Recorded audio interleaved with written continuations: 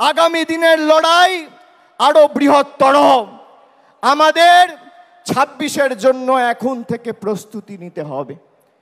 পুরসভায় যারা দায়িত্বে আছেন, পঞ্চায়েতে যারা দায়িত্বে আছেন, তাদের কর্মীদের কথা ভাবতে হবে, নিজের কথা ভাবলে চলবে না।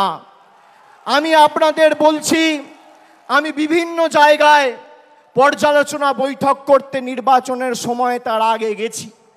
আমি বলেছি যে দল কিন্তু ফলের পর কার কি ভূমিকা ছিল সেটা খতিয়ে দেখবে, পর্যালোচনা করে দেখবে।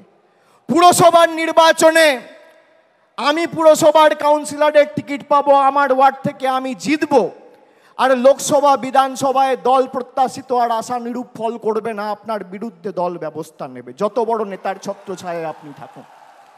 পঞ্চায়েতে আপনি টিকিট পাবেন, আপনি গ্রাম পঞ্চায়েতের প্রধান, উপপ্রধান, আপনি আপনার ভোটে জিতবেন।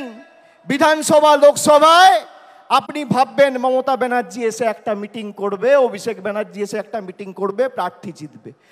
গায়ে গতরে আপনি যে পরিশ্রম আপনার নির্বাচনে করেন, সেই পরিশ্রম প্রত্যেকটা নির্বাচনে করতে হবে। তার কারণ এই লড়াই শুধু মমতা বন্দ্যোপাধ্যায়ের আর তৃণমূল সৈনিকদের নয়, এটা বাংলার 10 কোটি মানুষের সম্মানের লড়াই।